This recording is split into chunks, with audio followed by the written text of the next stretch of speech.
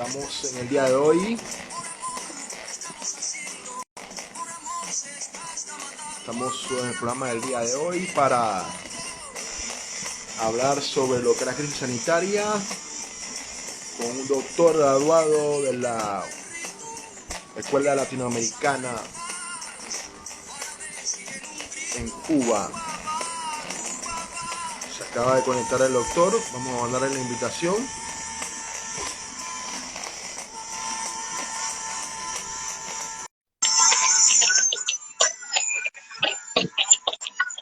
Estoy esperando. Buenas noches, ¿cómo está? Tenemos un invitado de lujo hoy, el doctor Reymar Alvarado.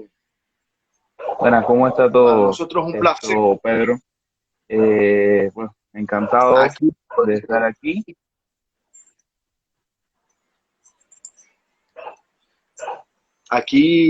trabajando bastante y agradecido de que usted haya aceptado este llamado para poder participar junto con nosotros a lo que es el día de hoy en el programa de la calle, donde hablaremos sobre la crisis sanitaria, los sufrimientos de las personas de la primera línea, como son los médicos, como son los doctores, como son las enfermeras, como todo el cuerpo en general que trabaja en los hospitales, y también sobre la llegada de la primera llegada de médicos extranjeros, en este caso los médicos cubanos, que son los que han respondido a este llamado de solidaridad hacia el pueblo panameño. Queremos presentar un poco al doctor Reymar Alvarado, médico en general, egresado de la Escuela Latinoamericana de Medicina de La Habana, Cuba, máster en gestión de emergencias y bioseguridad, y aparte de eso también el doctor es oficial de Benemérito Cuerpo de Bomberos de Panamá, graduado en el 2018. Vamos a esperar que tenemos a un doble héroe, a un médico y a un bombero. Y en este caso vamos a hablar de esa función con el doctor. Bueno, ¿está listo para arrancar? Estamos en algo de las conexiones. Por favor, me dicen cómo están las conexiones.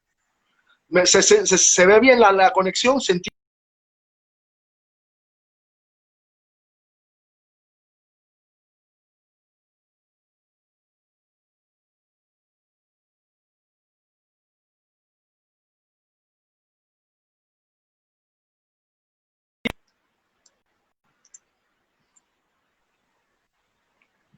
¿Se entiende bien? ¿Se está escuchando todo, doctor? Ahora sí, ¿cómo estás? Disculpa. Oh, ok. Sí, bueno, vamos a hacer la presentación nuevamente al invitado del día de hoy para que le escuche. Es médico, el doctor Reymar Alvarado, es médico general, egresado de la Escuela Latinoamericana de La Habana, Cuba. Mantiene un máster en gestión de emergencia y bioseguridad, oficial de Benemérito, aparte de eso es oficial del Benemérito Cuerpo de Bomberos de Panamá. Él fue graduado, egresado de la Escuela Internacional Latinoamericana de Cuba en el 2018. Ok, sí. Hay un problema de la combinación de ambas partes. Queremos hablar un poco sobre esto. Vamos a arrancar la entrevista del día de hoy. Como médico panameño, ¿usted cuál piensa que ha sido una de las principales fallas de la alta tasa de contagios en esta crisis? Bueno, primero que todo, buenas noches a todos. La conexión está un poco complicada. Disculpen si se corta entre momentos. También a todos los que se están conectando, gracias por participar. Y también gracias a ti, gracias a Omar, que pues fueron los que se acercaron para dar esta oportunidad de expresar cierta información eh, sobre el tema sanitario en Panamá, que es lo que vamos a hablar el día de hoy. La verdad que una hora de live de Instagram es bien difícil de poder resumir todo, puesto que no solamente las causales de esta crisis, vamos a llamarla así, es la pandemia por COVID-19 que comenzó el año pasado. Estamos hablando de muchos años lamentables situaciones que se han presentado en el sistema de salud, y comenzando principalmente por la Estrategia Nacional de Salud. No tenemos una estrategia enmarcada realmente a nuestro concepto, a nuestra idiosincrasia latinoamericana. Y otro punto, país tercermundista. Somos un país tercermundista en donde la medicina que queremos aspirar no es el modelo adecuado para América Latina, pues hemos copiado esquemas europeizados que realmente no han funcionado, especialmente durante los últimos 30 años. Entonces, hoy en día, esta gran tasa de contagios y lastimosamente de fallecidos no es más que años y años de errores, de falta de quizás de una política estatal para poder elaborar un sistema acorde a nuestras realidades latinoamericanas y de panameños.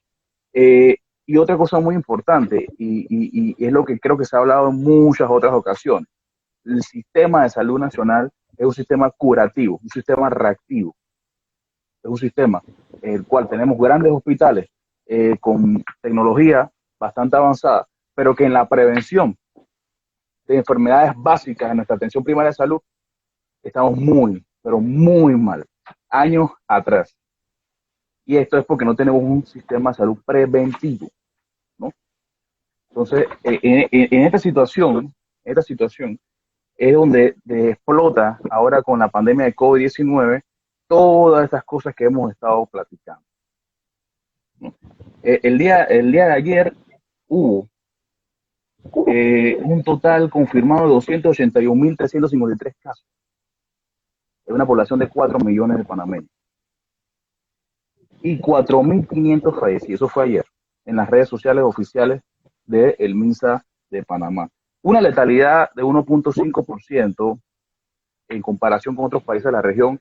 No es una letalidad, digamos, estadísticamente hablando, abrumadora, pero lastimosamente son vidas humanas. Esto es, tenemos que tener siempre como objetivo y como norte que cada vida cuenta.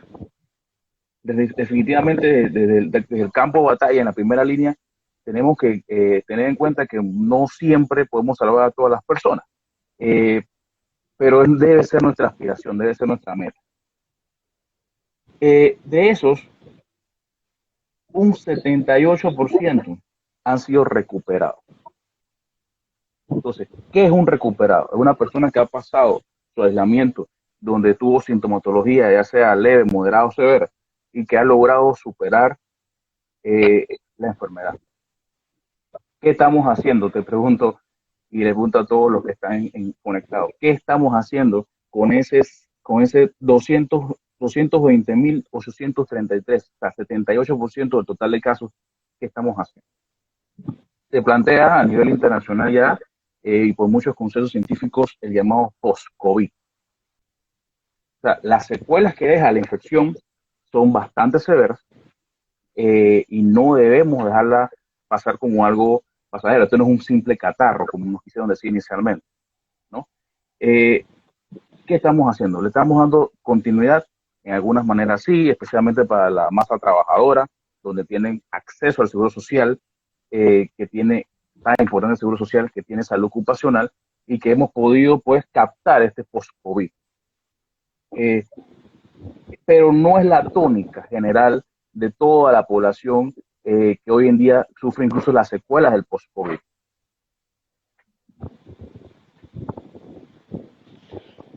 Claro, es cuando hablamos de la secuela del post-COVID, solamente podemos hablar de las personas que realmente pueden, como usted dice, las personas que mantienen un seguro social, que pueden regresar a atenderse. Porque hay personas que sabemos que esta crisis sanitaria se suma a la crisis económica que hemos mantenido durante años y que estas personas no han podido conseguir todavía lo que es la ayuda. Encontramos largas filas en los hospitales y en los centros sanitarios para poder hacer los exámenes de hisopado y posteriormente cuando se mandan. ¿Cómo haces para mandar a una persona a su casa, a un centro de unidad, a un UCI o a un hotel? ¿Cuáles serían las características que ustedes mantienen para que cada persona pueda estén en uno de estos lugares. Bueno, inicialmente, desde el mismo inicio de la pandemia y siguiendo estándares de la Organización Mundial de la Salud, se divide hospitales en no respiratorios y respiratorios, porque tampoco podemos dejar las enfermedades crónicas, que de hecho están hoy en día causando hasta quizás más muertes que el mismo COVID-19, y por eso se llama y sale a relucir el término sindemia. O sea, no solamente estamos peleando con el COVID-19, sino con todas las complicaciones de las enfermedades crónicas no transmisibles, llámese diabetes, hipertensión, etcétera, VIH, y que no le, por el COVID, por esta crisis sanitaria que nos ha agarrado por sorpresa, como diría buen panameño, con los pantalones abajo, eh, y estas personas, estos pacientes están descompensando.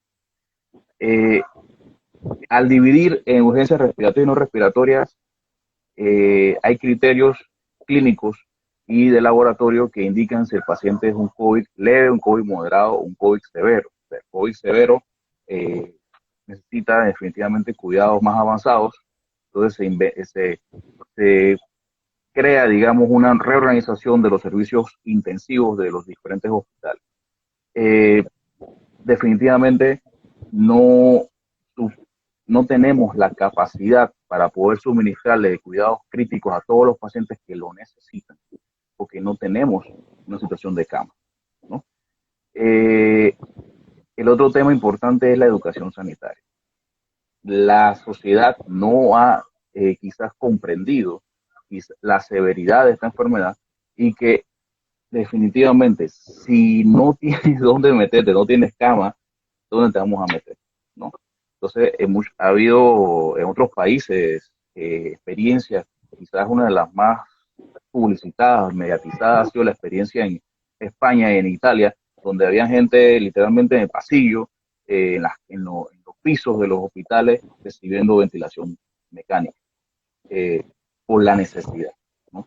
Entonces, esta pandemia no ha quizás abierto los ojos a la gran mayoría del personal de salud sobre las grandes vicisitudes que tiene nuestro sistema, ¿no?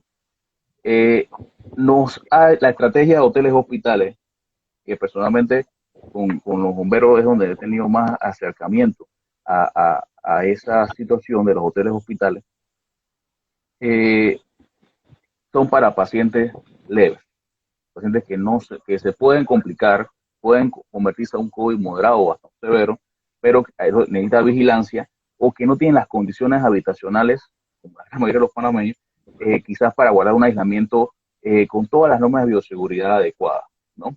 Quizás a una persona que socialmente vive con el día a día, que tú tengas que decir, no, tienes que comprar unas mascarillas, todos los días tienes que tener mascarillas nuevas, eh, tienes que tener alcohol, tienes que descontaminar tu casa con amonio, con clorito y todas las sustancias químicas de, de descontaminación, va a ser muy difícil poder guardar un aislamiento 100% seguro, ¿no? Entonces ahí falló muchos hogares el aislamiento domiciliario.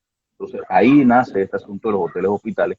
Hoy en día hay hoteles hospitales como, bueno, cada vez se ha reformulado la idea, hay médicos de turno en los hoteles hospitales, hay incluso se han habilitado centros como el Kigali, donde hay incluso atención para COVID moderado, donde se le puede dar ventilación no invasiva, o sea, oxígeno, máscara, etcétera, a los pacientes que no están tan mal, ¿no?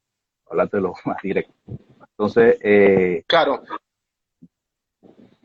y otra cosa que me gustaría claro, señalar dentro de la crisis sanitaria no solamente son los hospitales, ¿no? Sino son nuestros servicios de medicina prehospitalaria, los servicios de ambulancia, donde se han colapsado por completo y hemos visto cosas que no estamos acostumbrados en el día a día, como pacientes que se mueran en las ambulancias esperando una cama por no disponibilidad, no es que no se la quieran mudar, simplemente no hay dónde ponerlo. Y estas cosas se están dando cada vez más. sí, el domingo me atrevo a decir, el domingo nosotros recibimos una carta de un grupo de paramédicos donde nos estaban contando las vicisitudes que están viviendo, las vicisitudes que están viviendo junto con todos los que son cuerpos, parte de los cuerpos cuerpos sanitarios que hay dentro de los hospitales, desde las personas que están haciendo los aseos con mal equipamiento, con malos guantes al principio, con mascarillas que no eran las indicadas, hacia el grupo de doctores, pasando por los paramédicos y enfermeras. O sea, al principio entendemos que era una crisis que nadie estaba esperando. Que nadie estaba esperando, se supo lo de Wuhan en un momento, hubo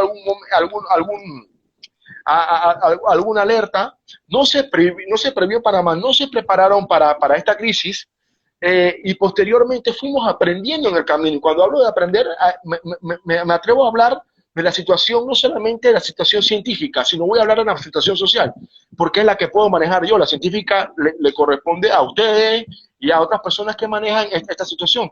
Ok, la crisis viene, nos llega, sociólogos nos hablan, sociólogos y psicólogos sociales nos dicen que Panamá ni siquiera hemos llegado al año de tener esta enfermedad, de tener esta crisis sanitaria con nosotros. Entonces el comportamiento de los panameños y las panameñas y todos los que viven en el Istmo va a ser ese, continuar la vida desde el susto, desde el engaño, se suman las enfermedades mentales, se suman los problemas económicos, porque el gobierno ha solventado económicamente para que cada persona se quede en su casa.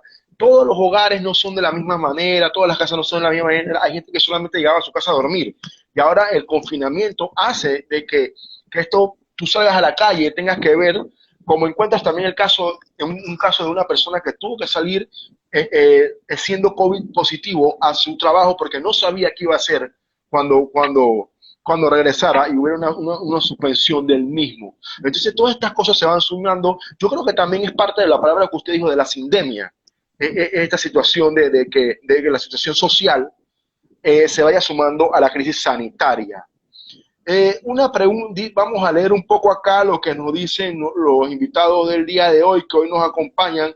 Después de la invasión militar de los Estados Unidos, los distintos gobiernos crearon una crisis de salud en el país con la finalidad de dar un paso a la salud privada, nos dice el profesor Álvarez. Se tiene a los pacientes crónicos sin atención, dice el compañero Jeffrey Pérez, biólogo, el compañero biólogo. También tenemos acá las enfermedades crónicas, porcentaje de mortalidad mayor que el COVID-19. Tenemos también un saludo a todos los que están entrando. Nuestro sistema de salud es primario, es decir, preventivo, cuyo objetivo es priorizar la salud como un negocio lucrar con la vida y la muerte de nuestros pueblos. Bueno, hoy la gente está bastante enérgica, que es lo importante. Saludos al profesor Virgilio Araúz también que nos acompaña. Saludos a todas las personas. También vemos aquí compañeros y compañeras del doctor Álvarez.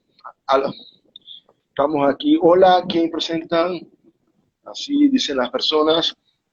Reymar, tenemos también situaciones. ¿Cuáles, en qué las situaciones más difíciles que ustedes como médicos o que tú como experiencia que has vivido en esta crisis del COVID-19? Bueno, Si la puedes responder. sí, no, definitivamente yo opino que la crisis personal, ¿no? Todos no somos héroes, todos no somos robots, todos nos cansamos. Yo y como muchos otros de mis compañeros, todos laboramos en el Hospital Regional de Chepo, en la parte hospitalaria, y muchos de nosotros somos prácticamente recién graduados, ¿no? No tenemos quizás la experiencia, incluso los médicos de años de experiencia tampoco se han enfrentado a esto. Eh, Conocemos especialistas de muchos tiempos que son aquí en Panamá y que no por primera vez ven una situación de que, bueno, ¿qué vamos a hacer? ¿Qué vamos a poder? Cuando inicialmente no sabíamos bien cómo manejar los pacientes, ¿qué le vamos a poner? ¿Cómo vamos a poner la ventilación? ¿No? Y esa incertidumbre inicial fue una de las cosas más difíciles que me tocó pues ver, no saber qué hacer. Porque definitivamente en las universidades de ningún país del mundo te preparan para esto, psicológicamente ni académicamente. Eh, y bueno, y los temas personales nos vamos agotando poco a poco. Muchos de nosotros hemos tenido pérdidas familiares, personalmente tuve una, de mi papá, donde el sistema de emergencia, fuimos víctimas del sistema de emergencia porque No es amor para tu no pudo responder adecuadamente como se tienen los protocolos que brindar, ¿no? Y bueno, son cosas que suceden, cosas que no podemos transportar hacia los pacientes porque no tienen ninguna culpa de esto. Ellos van a buscar ayuda y eso tenemos que brindar, ¿no? Somos la Así última es. esperanza. El paciente quizás no entiende que no hay oxígeno, quizás el paciente no entiende que no hay recursos, quizás el paciente no sabe que no hay cama. Él no te va a entender eso. Él necesita es respirar, ¿no? Y necesitas sobrevivir. Entonces, Y no entiende que estés cansado. Entonces, y esas son, no tiene por qué entenderlo. esas son respuestas que van por encima de ustedes. O sea, esta respuesta debería dar el Estado, o sea, debería dar, como dicen aquí, aprenderá el sistema de salud panameño, dice la compañera Gloria Castillo, aprenderá el sistema de salud panameño la urgente necesidad de implementar el sistema de salud preventivo. ¿Y de qué depende? O sea, estas preguntas que le hacen a ustedes no son para ustedes realmente. Estas preguntas son para otras personas. Ustedes son la primera línea que se están presentando como los médicos, pero sí, esto debería ser respuesta de otras estancias. Bueno, O sea, sus respuestas son realmente esa es una también situación como, donde debe haber una respuesta política, ¿no? Lastimosamente, caso de educación, salud, servicio público en general, son situaciones que hemos visto y como mencionábamos inicialmente, falta de planificación, de estrategias acorde a nuestra realidad panameña y de una política estatal que diga, mira, esto es nuestro norte, vamos a seguir un sistema así, pase el gobierno que pase, este es nuestro norte. Son cosas que no se deben tocar. Yo creo que tanto que queremos pues emular las potencias occidentales y bueno, debemos copiar las cosas positivas de ellos. Ellos tienen estrategias nacionales que nadie va, eso es inamovible, eso es inamovible. Y eso es muy interesante. Por lo menos yo creo que hay cosas positivas de esta pandemia. Eh, Muchos de nuestros colegas y de la ciudadanía en general, no necesariamente médicos, se han dado cuenta que el sistema tiene que ser cambiado, ¿no? Que el sistema tiene que buscar objetivos acordes al ser humano en sí y no acorde a, digamos, intereses de otro tipo, bursátiles. Hemos podido también comprender de la necesidad de estar preparados y planificados y estar planificados para cualquier situación. Una de las grandes cosas que América Latina, experiencia que he visto en muchos otros países, no tenemos planificación. Pasaron las cosas y queremos entonces improvisar. Y en la improvisación está el error, ¿no? Bueno, el tema de los desastres naturales en general, ya sea epidemiológicos, como el caso del COVID-19 o otros, etcétera. Digamos que los huracanes en Chiriquí, etcétera. Definitivamente eran cosas que no podíamos quizás esperar, pero sí teníamos que tener en mente de que podía suceder algo, ¿no? Entonces, eh, hoy en día, hoy ya tenemos cepas más infecciosas, a pesar de ser menos letales, son más infecciosas, o sea que vamos a tener más casos, vamos a tener más personas con enfermedades crónicas descompensadas que se van a asociar a esta infección del COVID y no vamos a tener. Entonces, vamos a tener que salir, estamos atrás del virus, cuando debió haber sido todo lo contrario, todo proponerles al virus una respuesta para poder combatirlo. Esto es una guerra, ¿no? Y ahora mismo no es que la estemos perdiendo, ¿no? Pero sí estamos con bastante retraso, ¿no? Hechos como la ciudad hospitalaria y diferentes infraestructuras de salud, ya el seguro del MINSA, que están abandonadas, eso eran cosas que no debieron pasar jamás. Y que hoy en día esa ciudad hospitalaria fue la gran respuesta a esta pandemia, ¿no? así es. La gente sigue, seguimos, los invitados del día de hoy siguen haciendo preguntas administrativas como por qué no aceptamos las 1.500 camas que nos estaba dando el gobierno de la China, pero estas son preguntas administrativas, preguntas que deberían ser dirigidas Nos a las otras rifamos, instancias. nos las rifamos. Sí, y así, o sea, total, nos las rifamos. El gobierno nos habló de rifársela y aquí están las consecuencias. Lastimosamente se ha prevalecido los médicos por negocio, que no son los que están en los centros de trabajo, y los médicos por vocación, que son los que están el día a día dando la vida y atendiendo. Esto es verdad. Hay una pregunta también del comunicador Aris Rodríguez, dice, ¿cuál es el tema de las vacunas? Confiar, percibe una fuerte campaña contra las vacunas que se acerca bastante el terraplanismo. Bueno, el tema de las vacunas es un tema muy, muy extenso, por lo menos desde el punto científico. No voy a hablar sobre temas de condiciones internas propias, desde el punto de vista científico, todas las vacunas que se han demostrado y que están en el mercado son cerca de 27 vacunas distintas. Hasta, imagínate, Tailandia sacó una vacuna, está en fases, creo que está en la fase 2.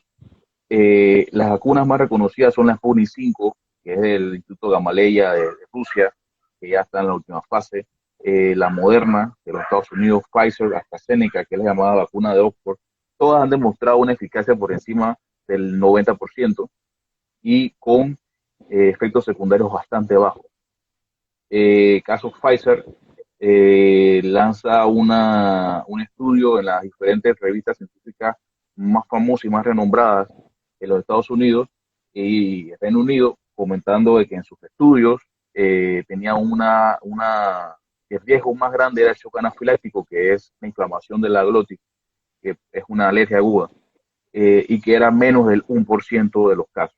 Entonces, la verdad que en estudios, en papeles, es una vacuna muy segura, pero como te dije, son tecnologías nuevas, nunca antes se habían hecho este tipo de vacunas, y bueno, lastimosamente, en el caso de la ciencia, incluso no hay nada escrito, ¿no? Hay que comprobarlo al pasar de los años para ver si estas vacunas realmente tienen una efectividad alta, si realmente sirven para la reinfección del COVID a las diferentes cepas, porque el caso todavía no han lanzado Pfizer estudios diciendo de que sirva para la cepa nueva que está en el Reino Unido, Sputnik 5 sí, y Moderna, Estados Unidos lanzaron un estudio diciendo que sí funcionaba para la nueva cepa que está rondando en Europa occidental, que ya está en España. Eh, y bueno, habría que ver el tiempo de donde va a haber respuesta inmunológica, o sea, el tiempo, cada cuánto tiempo tengo que vacunar, ¿no? Eso, lastimosamente, eso se va a ver con el tiempo, hay que tener un poco de paciencia. Yo creo que la mejor vacuna de todas es la educación sanitaria, es conocer qué es el COVID. Mucha gente no lo sabe, todavía me toca personas diciéndome que eso no existe, que eso son conspiraciones. Bueno, yo le digo que no son conspiraciones, lo estamos viendo. Eh, Lastimosamente, aquí no estamos para juzgar ningún país, que si el tal país X inventó la pandemia, etcétera. Aquí estamos para resolver y resolverle las necesidades a la ciudadanía. Lastimosamente no podemos resolverse a todo el mundo. Hay diversas cuestiones que cambian y aquí volvemos al tema preventivo. Panamá tiene una tasa en el área donde nosotros laboramos de desnutrición bastante pues, preocupante, y yo creo que también tenemos una tasa de malnutrición, porque nosotros que estamos gorditos tenemos más probabilidades de padecer un COVID más moderado, más severo, que los que no tienen un índice de masa corporal elevado. Y eso no es más que malnutrición, y esas son cosas que tienen que manejarse desde el punto preventivo de la atención primaria.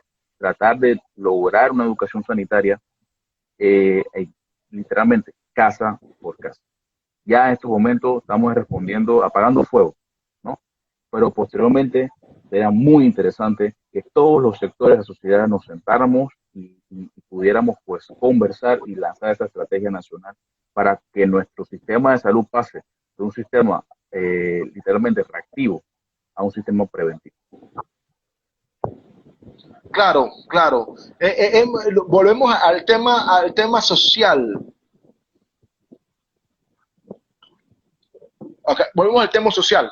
El tema social de la mala alimentación que mantenemos, y hablamos de la mala alimentación porque es una alimentación que tenemos, o sea, nuestra alimentación folclórica es basada, es basada en comidas de grasa, los chicharrones y toda estas situaciones son las que hemos tenido, ¿no? Panamá tiene más de 100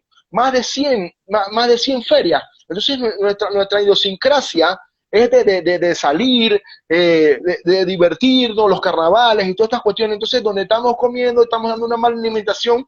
También hay gente que me escriben por fuera preguntándome sobre la nutrición vegana, sobre la nutrición natural, que ellos están convencidos de que la crisis no los ha golpeado tan fuertemente a ellos por esta situación de la alimentación como usted menciona. Pero sí, eh, entrando, por favor, les pido a los participantes que se mantengan dentro del tema, que es dentro del tema. Sí, entrando ya a situaciones, hacemos la pregunta. Ante la crisis sanitaria que lleva 10 meses, los médicos, ok, ¿era necesario la contratación de los médicos extranjeros para esta situación actual de la crisis sanitaria en Panamá? Bien, quiero comenzar con una frase. No se puede politizar la solidaridad. Te puedo hablar con bastante propiedad sobre la situación de salud en Cuba, ya que son los médicos que han asistido al llamado. Se hizo llamado a múltiples países, múltiples naciones, y la única nación que respondió fue la República Hermana de Cuba. Lastimosamente, hay que tener en cuenta que esta brigada que vino es parte de un contingente, llamado contingente Gente. Un contingente que lleva más de 20 años en articulación, respondiendo diversas situaciones de emergencias sanitarias y desastres naturales en el mundo. Una de las más, digamos, difundidas fue su gran acción durante el terremoto de Haití. Este contingente de Henry son médicos especializados, no son médicos, no son gente que, digamos, profesionales que los obligan a participar. Uno se ofrece, se apunta en estas brigadas y esperan su llamado, ¿no? Desde el punto de vista asistencial, yo sí creo y estoy muy seguro de que existía una necesidad de aumentar el pie de fuerza de asistencia en los hospitales. Había muchos médicos que ya estaban muy cansados, que ya se habían infectado, que incluso le dieron lesiones post-COVID bastante severas, y no era justo seguirlo exponiendo en la primera línea de batalla. Había mucho personal también novato, me incluyo, donde realmente quizás necesitamos un poco más de experiencia y orientación en esta situación. Por eso sí estoy de acuerdo con la contratación de médicos extranjeros, ¿no? Ahora, Panamá no es ajeno a la contratación de médicos o de recibir ayuda de médicos extranjeros. Repetidas ocasiones hemos recibido ayuda de médicos de países occidentales, de Estados Unidos, de Europa, etcétera, y nadie ha quizás creado esa controversia como la que existe hoy en día, ¿no? De hecho, recientemente, durante la crisis que hubo por los huracanes Iota y Eta, donde gran parte de Chiriquí, de las provincias del área, quedaron afectadas, yo no escuché a nadie negando ni protestando por la llegada de médicos militares en la zona, ¿no? Y eran médicos, ojo, y recalco, militares, ¿no? Había militares en sí, había medios militares de los Estados Unidos, y nadie dijo nada, y no estaban ayudando. era una situación de emergencia y bueno, se aceptaba su ayuda. Eh, Sin embargo, ahora que Cuba manda 220 médicos especialistas, expertos en estas situaciones como la que estamos viviendo en Panamá, comienza una serie de malos comentarios, comentarios malintencionados de ciertas figuras que quieren politizar la solidaridad, quieren hacer leña del árbol caído, y yo creo que eso está eh, bastante mal, ¿no? Eh, Hay que tener en cuenta también, como dije, que esta brigada nace pues una decisión gubernamental eh, de Cuba en el 2005 como respuesta de apoyo a los Estados Unidos, específicamente al estado de Nueva Orleans y de Luisiana, por el paso del huracán Katrina, que dejó daños incalculables, tanto de vidas como de cuestiones materiales. Fue la Y primera, ahí fue la primera Cuba, en llegar. sí, ahí Cuba ofrece su apoyo como contingente de Henry Reef. Henry Reef es un norteamericano, mismo luchó en las guerras de independencia en Cuba, y por eso es que le ponen este nombre por su internacionalismo. Cuba antes del 2005 ha mandado una serie de ayuda en todas partes del mundo. En Panamá tuvimos la Operación Milagro, eh, y o sea, Cuba no es ajeno a ayudar, ¿no? Entonces, esta brigada ha estado en más de 40 países y en el COVID, ya hablando en el contexto de COVID, ha estado en países europeos de Italia y Andorra. Quizá Italia sea la más representativa, específicamente en la parte de Turín, porque en Lombardía, porque literalmente se detuvo o se desaceleró la gran cantidad de contagios que había. Pero antes del COVID hubo una representación importante, que fue la lucha de esta brigada en los países africanos, de Sierra Leona, Liberia, por el ébola, que definitivamente es un virus bastante letal, ¿no? Y contagioso. Entonces, esta es una brigada que ya se ha enfrentado a diferentes eh, situaciones muy difíciles, donde han salido bastante airosos, ¿no? En la América Latina también esta brigada se ha manifestado en Perú, en México y bueno, ahora está en Panamá.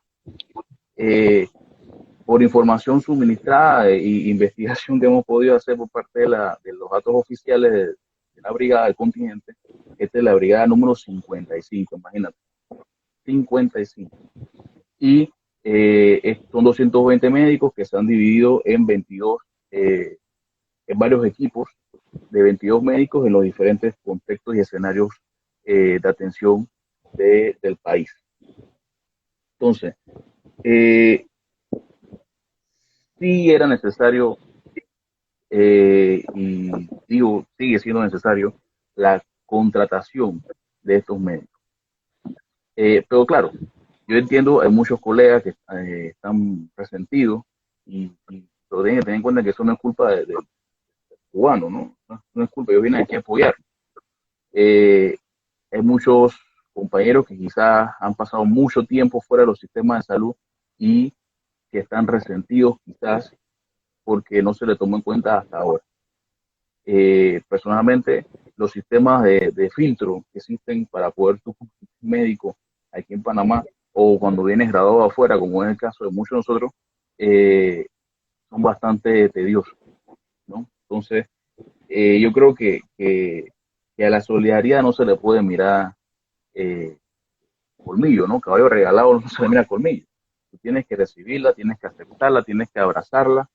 Nos están ayudando, nos están ayudando y nos hace falta. Sentimos, sí, sentimos un poco de desconsolación por parte de los médicos nacionales que también que no han recibido su paga, pero volvemos y repetimos, esta es parte de un sistema fallido, de un sistema de gobierno que no tiene nada que ver con la ciencia, con la experiencia de la brigada cubana en Panamá, que no tiene nada que ver con la situación de los médicos que están trabajando, sino que es una situación del que el gobierno panameño no ha sido responsable con los trabajadores y las trabajadoras de la salud. Entonces, esta es una situación que se le escapa a los médicos, a los médicos que sea. O sea, esta es una cuestión de que el Estado panameño no ha sido responsable con sus trabajadores. Así como en Cuba hubiera sido otros países, también se hubiera molestado, pero no se están ayudando. Claro, esta es una situación de también que se ha sumado a un llamamiento político, de mala información. Quién sabe si hubiera sido otro grupo de médicos extranjeros los que hubieran estado, si hubiera sido la problemática, hubiera sido igual, el mismo nivel, porque sabemos toda la demonización que hay alrededor del país que sufre un bloqueo y en el cual tú has estudiado y han salido miles de estudiantes, miles de médicos preparados hacia los diferentes países. Vamos a leer un poco lo que los comentarios de nuestro público el día de hoy, que nos dice, Reymara, cierto que la vacuna, esto aquí, una pregunta de José Hidalgo, ¿cuál es el tiempo recomendable para vacunarse para un paciente post-COVID? Bueno, hay múltiples recomendaciones de las diferentes casas farmacéuticas en base a cada vacuna. Esto dependería de cuál vacuna se les fuera suministrar. Sabemos que en Panamá van a llegar no solamente las vacunas de Pfizer, sino otras, y eso está en dependencia de la vacuna. Eso sí, es un campo todavía un poco gris. Como te dije, no sabemos mucho el tema de la inmunidad. Normalmente, y lo que se está haciendo en la primera fase de vacunación, no se va a vacunar a los post-COVID recientes, ¿no? Se habla de un levantamiento, de una presencia de anticuerpos durante 36 a 42 días de anticuerpos post-COVID, donde en teoría uno no se puede reinfectar, en teoría, no se puede reinfectar, y en ese tiempo se cree muchas vacunas, las diferentes casas farmacéuticas, ellos están recomendando que sea después de ese periodo. Pregunta la compañera Lidis Castillo Vega sobre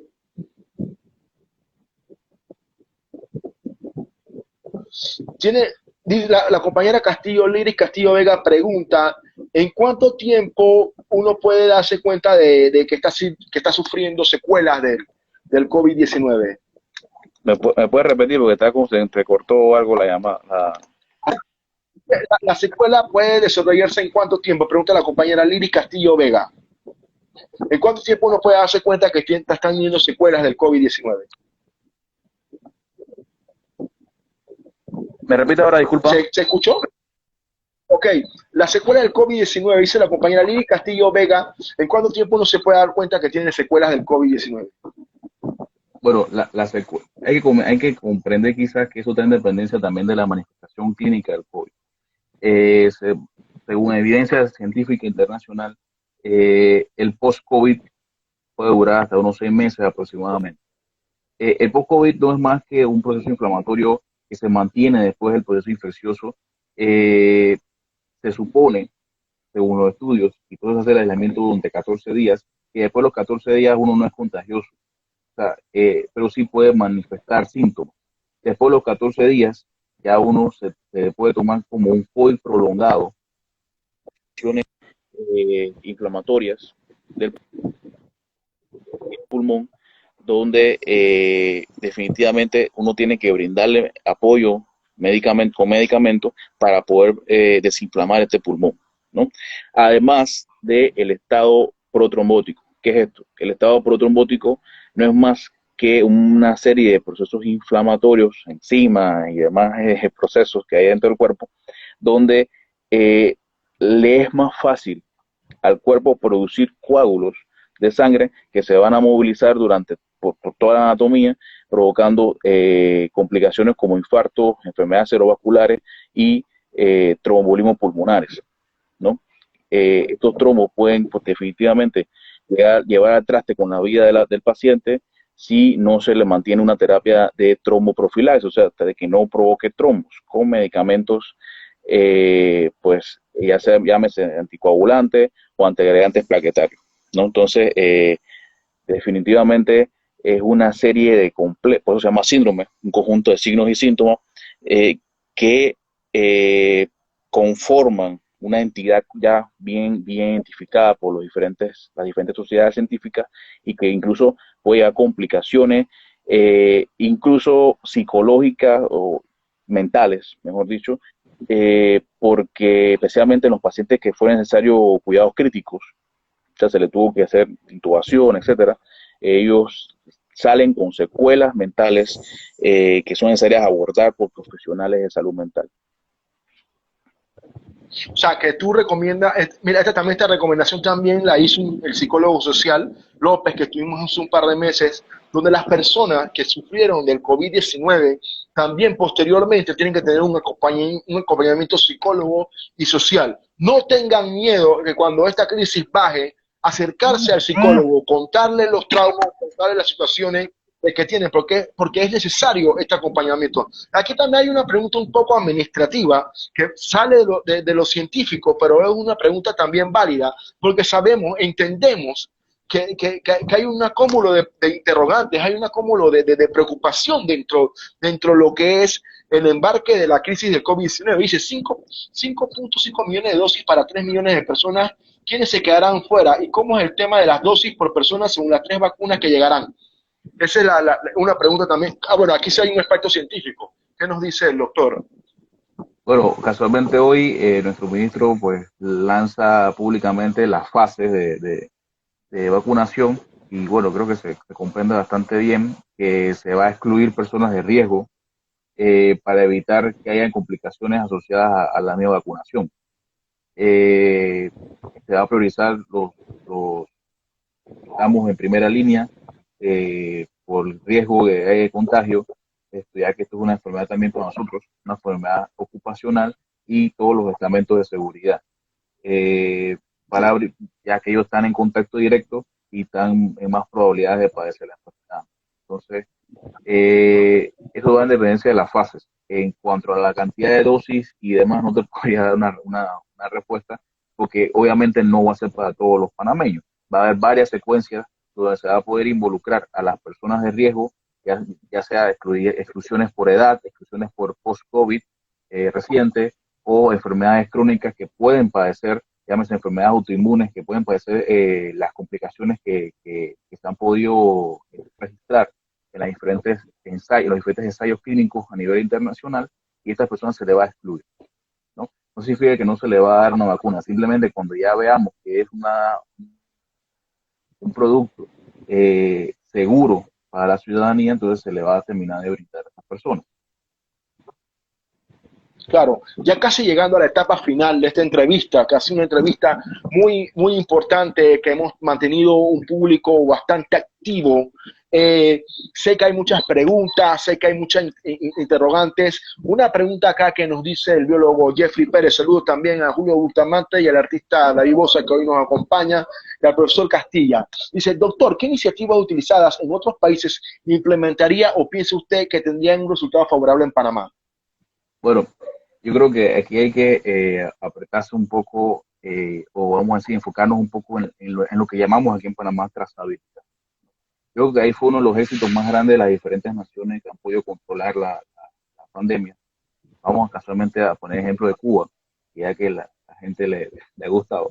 Y por eso se da digamos, la oportunidad de brindar apoyo a otras naciones, teniendo también ellos COVID, porque no es que no tengan COVID, tienen COVID, lo que está bastante controlado. Eh, Uno es el tema de que ellos tienen una medicina preventiva, una medicina donde la atención primaria es de bastante excelencia.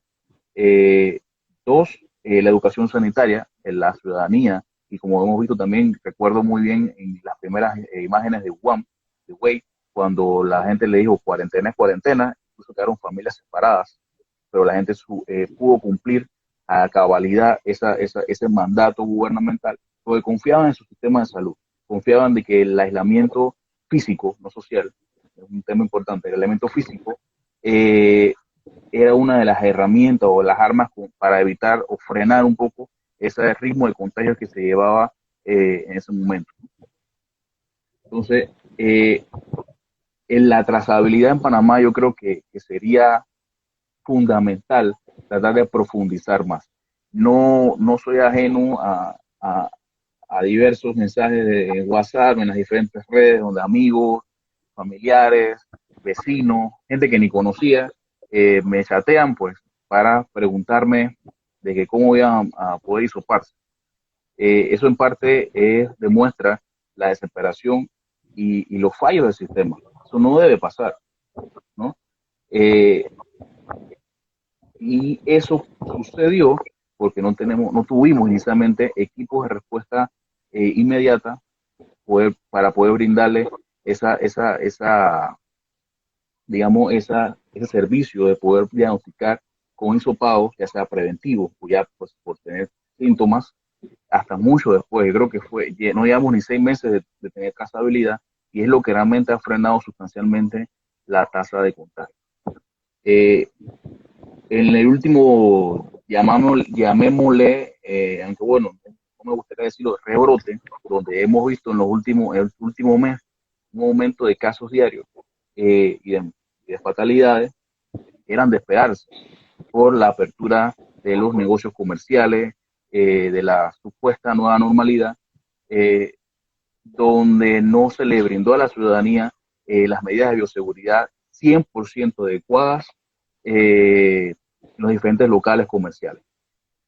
Otro punto interesante que me gustaría recalcar es el papel de la empresa privada en esta pandemia, que no ha sido positivo, al contrario, ha sido antisanitario.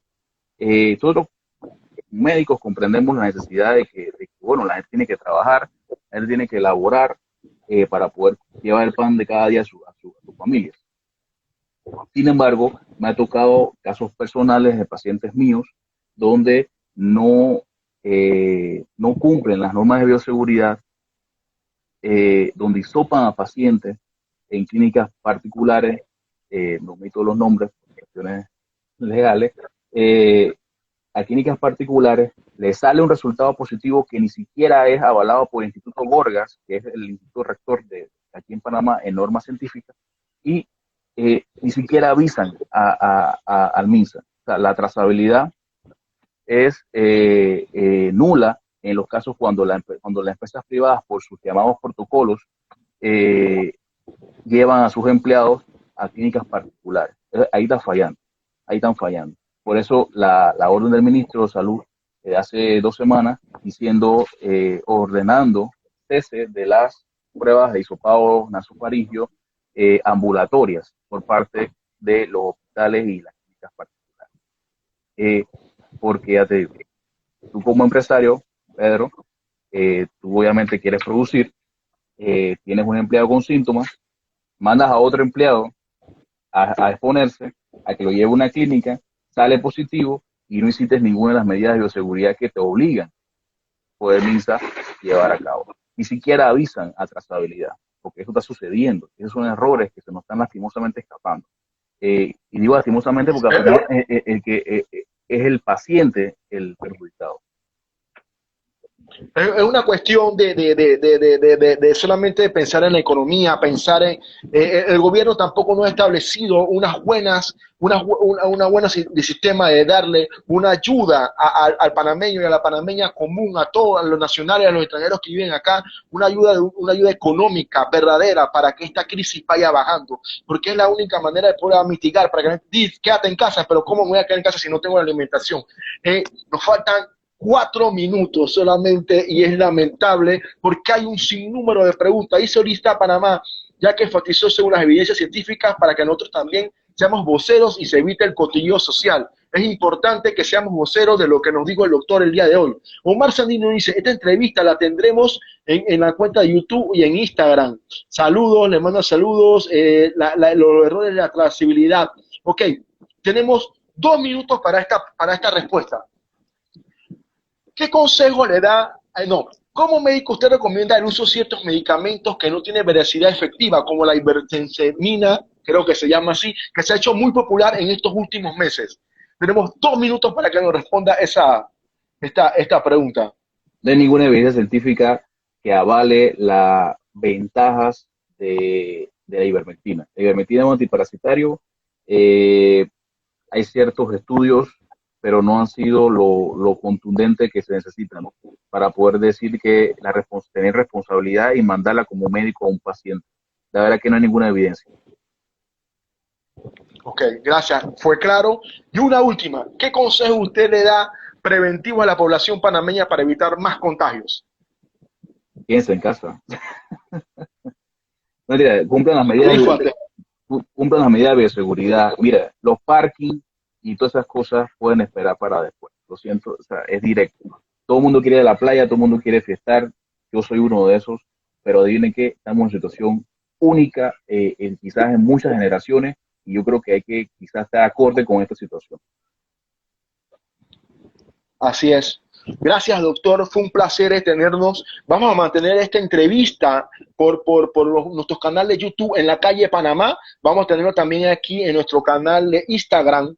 Y esperemos de que próximamente podamos tenerlo nuevamente en un par de semanas para que nos vaya diciendo, orientando más, porque hemos visto que ha sido muy movido, muy agradecido a todas las personas que estuvieron con nosotros, a todas las personas que han perdido un familiar, todo el amor, toda la esperanza. Va a ser un año de donde tenemos que luchar todos. Necesitamos que un gobierno sea responsable, que el gobierno sea responsable.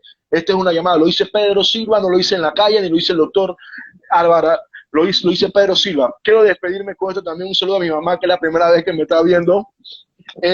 Y saludos A para todas las todos. personas que están, a todos los que no están. En las relaciones internacionales practicamos nuestra solidaridad con los hechos, no con bellas palabras. Fidel Castro Rux. Un saludo a todos, todo el amor y toda la esperanza, que sea un año de esperanza y vamos a conseguir, y que un gobierno sea responsable. Saludos. Gracias, doctor. Hasta luego.